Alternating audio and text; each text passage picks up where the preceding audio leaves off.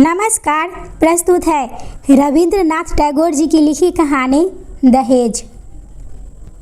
5 लड़कों के बाद जब एक कन्या का जन्म हुआ तब माँ बाप ने बड़े लाड़ प्यार से उसका नाम निरुपमा रखा। इससे पहले इस समाज में ऐसा शौकीन नाम कभी किसी ने नहीं सुना था।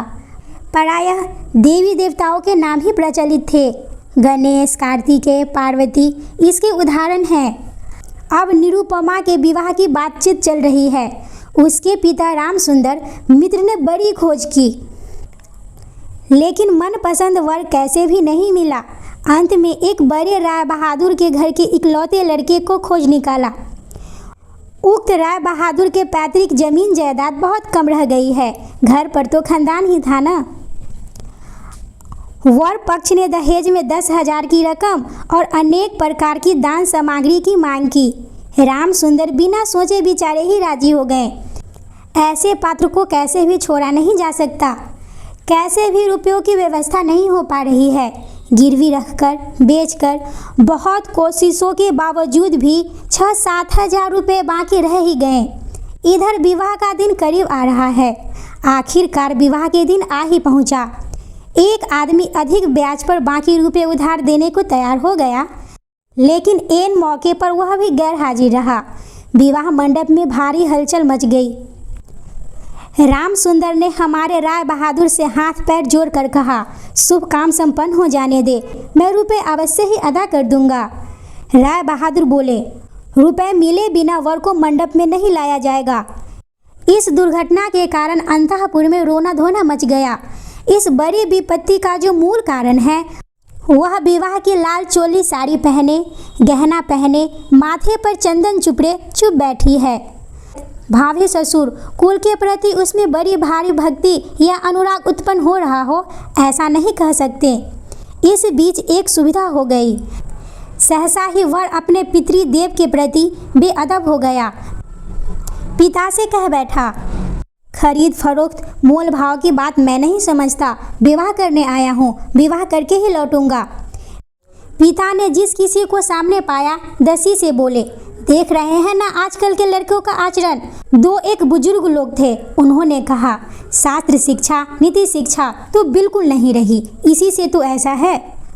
वर्तमान शिक्षा का विषम फल अपनी संतान में प्रत्यक्ष देखकर राम बहादुर हतोत्साहित होकर बैठ गए। विवाह किसी कारण विष्णु निरानंद भाव से संपन्न हुआ। ससुराल जाते समय निरुपमा को हृदय से लगाकर पिता आंसू नहीं रोक पाए। नीरू ने पूछा, बाबूजी, क्या ये लोग मुझे फिर कभी आने नहीं देंगे? रामसुंदर ने उत्तर दिया, आने क्यों नहीं देंगे बेटी, मैं तुम्हें लेने आऊँगा। अक्सर ही रामसुंदर लड़की से मिलने चले जाया करते, पर समधियाने में उनकी कोई प्रतिष्ठा नहीं रही। यहाँ तक कि नौकर चाकर तक उन्हें नीची निगाह से देखते। अंतःपुर के बाहर अकेले कमरे में किसी दिन 5 मिनट के लिए बिटिया से मिल पाते तो किसी दिन मिल नहीं पाते। समधियाने में इस तरह का अपमान तो सहा नहीं जाता। रामसुंदर ने निश्चय किया, जैसे भी हो रुपया चुकाना ही होगा।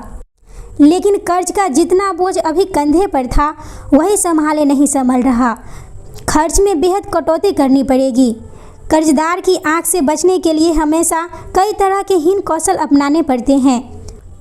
उधर ससुराल में उठते बैठते कन्या को उल्हाने मिलते। पिता के घर की निंदा सुनकर कमरे का दरवाज़ा बंद कर आंसू बहाना उसका नित्य कर्म बन गया है। विशेष रूप से सास का आक्रोश किसी भी तरह कम नहीं होता। यदि कोई कहता, वाह कैसा रूप है, बहू का मुख देखकर आंखें जैसे शीतल हो जाती है। सास गरज उठती, हाँ बड़ी रूपवती है, जैसे घर की बेटी वैसा ही रंग रूप। यहाँ तक कि बहू के खाने पहनने तक की कोई परवाह नहीं करता। यदि कोई दयालु पड़ोसी किसी प्रकार की कोई कमी बताता तो सास उत्तर देती, इतना ही बहुत है। यानी कि बाप ने पूरे दहेज दिए होते तो बेटी की भी पूरी सार संभाल होती। सभी ऐसा भाव प्रदर्शित करते जैसे बहू का इस घर पर कोई अधिकार नहीं, वह धोखा देकर घुस आई है। शायद कन्या के अनादर अपमान की ये सारी बातें कानों कान अंत में रामसुंदर तक पहुंची होगी। वे घर बार बेचने का प्रयत्न करने लगे, लेकिन लड़कों को बेघर करने जा रहे हैं यह बात उनसे छिपाई रखी। उन्होंने निश्चय किया घर बेचकर फिर उसी घर को किराए पर ले लेंगे। ऐसे कौशल से चलेंगे कि उनके मरते दम तक यह बात लड़के जान तक नहीं पाएंगे।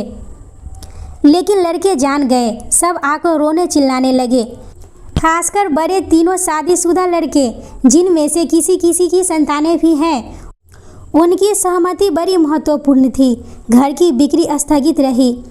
तब राम सुंदर इधर उधर से भारी ब्याज पर थोड़े थोड़े रुपए उधार लेने लगे। इसका नतीजा यह हुआ कि गृहस्थी का खर्चा चलाना मुश्किल हो गया।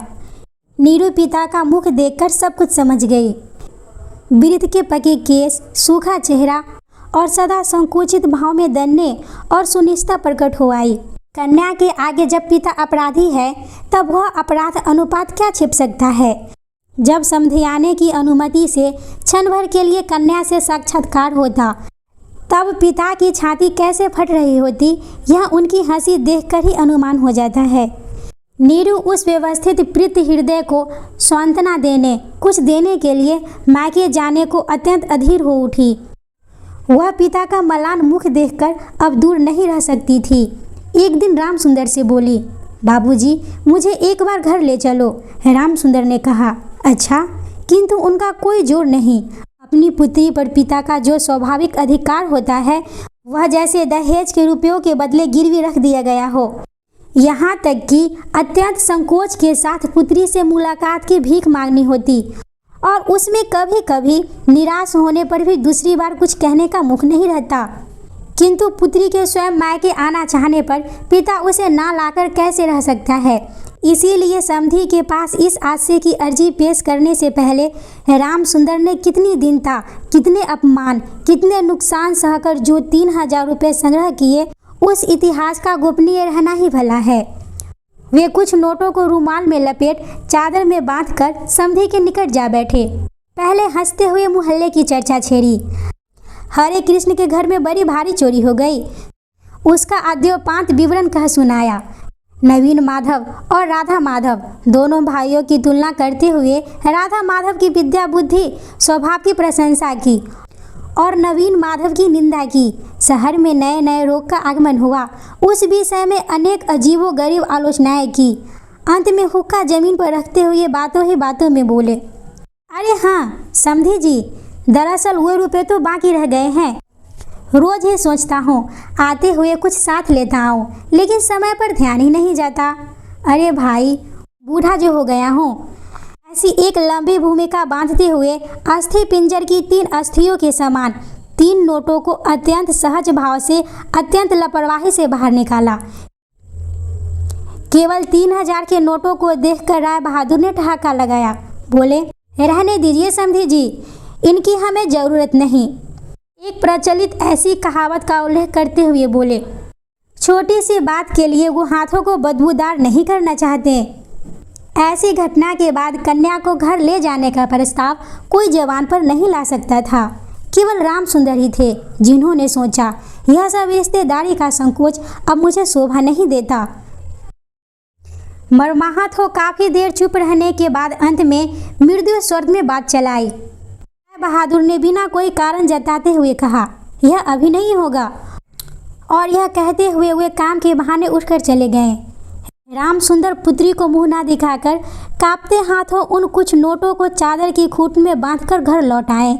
मन ही मन प्रतिज्ञा की, जब तक सारे रुपए अदा करके निसंकोच कन्या के अधिकार की मांग नहीं कर सकेंगे, तब तक फिर समधियाने नहीं जाएंगे। बहुत दिन बीत गए। निरुपमा आदमी पर आदमी भेजती रही, पर पिता नहीं आए। अंत में रूठकर उसने आदमी भेजना बंद कर दिया। इसे राम सुंदर के मन पर भारी चोट पहुंची, लेकिन फिर भी वे नहीं गए। कवार का महीना आ गया। राम सुंदर ने कहा, अब की पूजा में बेटी को घर लाना ही है, नहीं तो मैं। खूब लंबी चौड़ी सी कसम खाई। पंचमी या षष्ठी के दिन चादर की खूंट में कुछ नोटों को बांधकर राम सुंदर ने यात्रा की तैयारी की। एक 5 साल के पोते ने आकर पूछा, दादाजी, क्या मेरे लिए गाड़ी खरीदने जा रहे हो? ठेला गाड़ी चढ़कर हवा खाने का बहुत दिनों का शौक है, पर किसी भी तरह उसे पूरी करने का उपाय नहीं सोचता। 6 वर्ष की पोती रोती हुई आकर कहती, पूजा के अवसर पर निमंत्रण में पहनकर जाने के लिए उसके पास अच्छा कपड़ा नहीं है। राम सुंदर यह सब जानते थे। तंबाकू पीते पीते बूढ़े ने इस विषय में काफ़ी सोचा। जब राय बहादुर के घर से पूजा का निमंत्रण आएगा तब उनकी बहुओं को अत्यंत मामूली गहनों के साथ अनुग्रह पात्र के समान वहां जाना होगा। इन सब बातों को सोचकर उन्होंने बड़ी गहरी सांसें भरी, लेकिन इससे उनके भाग्य की वार्धक्य रेखा के अधिक गहरे अंकित होने के सिवाय और कोई फल नहीं मिला। दैन्य प्रीत घर की क्रंदन ध्वनि को कानों में भरकर वृद्ध ने अपनी समधी के घर में प्रवेश किया। आज उनके मन में वह संकोच का भाव नहीं। द्वार रक्षक और मृत्यु के मुंह की ओर भी वह चकित सलज दृष्टिपात दूर हो गया, मानो उन्होंने अपने ही घर में प्रवेश किया हो। सुना, राय बहादुर घर में नहीं हैं, कुछ देर प्रतीक्षा करनी होगी। मन के उच्छ्वास को ना संभाल पा राम सुंदर ने कन्या के साथ मुलाकात की। आनंद तिरेक से दोनों नेत्रों से आंसू बह चले। पिता भी रो रहे हैं, कन्या भी रो रही है। दोनों में से कोई भी बोल नहीं पा रहा है। ऐसे ही कुछ समय बीत गया। फिर राम सुंदर ने कहा, बेटी, अब कि तुझे घर ले जाऊंगा, अब कहीं कोई रुकावट नहीं। इसी समय राम सुंदर के बड़े लड़के हरमोहन ने अपने दोनों बच्चों के साथ सहसा कमरे में प्रवेश किया। वे पिता से बोले, बाबूजी, तो फिर आपने हम लोगों को रास्ते पर बिठा दिया। राम सुंदर ने अचानक अग्निमूर्ति को कहा, तुम लोगों के लिए क्या मैं नरक में जाऊं? तुम लोग मुझे मेरे सत्य की रक्षा नहीं करने दोगे। राम सुंदर घर बेच बैठे हैं। लड़के कैसे भी कुछ जान न पाए, इसके लिए अनेक उपाय किए, फिर भी वे जान गए। जानकर उनके प्रति अचानक रुष्ट और असंतुष्ट हो उठे। उनका पोता उनके दोनों घुटनों से यथाशक्ति लिपट मुंह उठाकर बोला, दादाजी, मुझे गाड़ी नहीं खरीद दी। सिर झुकाए राम सुंदर से कोई उतर ना पा नीरू के पास जाकर बोला, मुझे एक गाड़ी खरीद दोगी बुआ? निरुपमा सारा मामला समझ गई। बोली, बाबूजी, यदि तुमने अब एक पैसा भी मेरे ससुर को दिया तो अपनी कन्या का मुंह फिर कभी नहीं देख पाओगे। तुम्हारी देह छूकर मैं यह कसम खाती हूँ। राम सुंदर ने कहा, राम राम, ऐसी बात नहीं कहते। फिर ये रुपए यदि मैं ना दे पाऊँ तो तुम्हारे पिता का अपमान और तुम्हारा भी। नीरू बोली, रुपया देना ही अपमान है, तुम्हारी कन्या का कोई सम्मान नहीं। क्या मैं केवल रुपए की थैली भर हूँ? नहीं बाबूजी, यह रुपए देकर तुम मेरा अपमान मत करो। इसके अलावा मेरे पति तो यह रुपए नहीं चाहते। राम सुंदर ने कहा, बेटी, तब यह तुम्हें जाने नहीं देंगे। निरुपमा बोली, ना जाने दे तो क्या कर सकते हो, बोलो, फिर तुम भी ले जाने के लिए कुछ मत कहना। राम सुंदर कांपते हाथों नोटबंदी चादर को कंधे पर डाल चोर के समान सबकी आंखें बचाकर घर लौट गए। राम सुंदर रुपए लेकर आए थे और बेटी की मनाही के कारण वे रुपए दिए बिना ही लौट गए। यह बात छिपी नहीं रही। द्वार पर कान लगा कौतूहल स्वभाव वाली दासी ने नीरू की सास के पास यह खबर पहुंचा दी। सुनते ही उनके क्रोध की सीमा न रही। निरुपमा के लिए उसके ससुराल अब कांटों की सेज बन गई।